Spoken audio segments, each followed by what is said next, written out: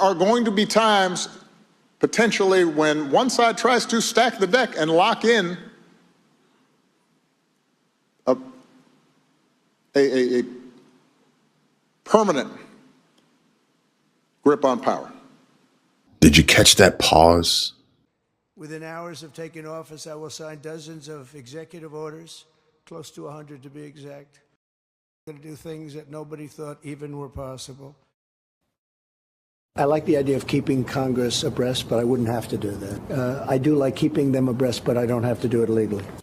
President Donald Trump has ordered military strikes against Iran, marking a significant moment in his presidency.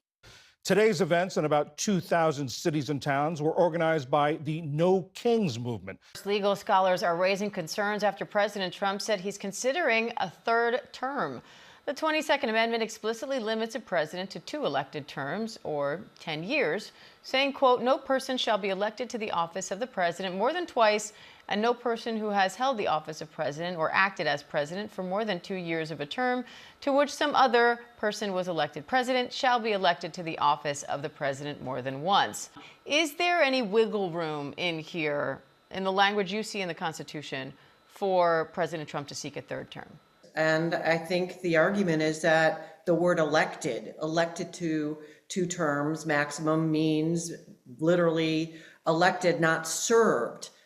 So the argument he's saying is that he can serve more than 2 terms, so long as he's not elected at the top of the ticket. For example, if he is elected as a vice president, J.D. Vance as president could resign and he could move to the position of president. That's not being elected.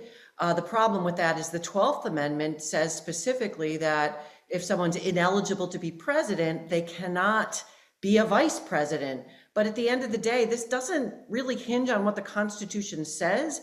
It's more on, if the Republican Party decides to put him on the ballot on a state-by-state basis, who's going to stop that? Without congressional approval. What happens when the other side has repeatedly and abundantly made clear they are not interested in playing by the rules? It's a problem. And when that happens, we fight for what we believe in. There are going to be times, potentially, when one side tries to stack the deck and lock in a permanent grip on power. Did you catch that pause?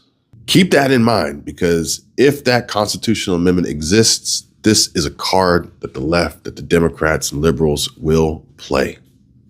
However, come 2028, Barack Obama would be about 67 years old, while Trump, 82.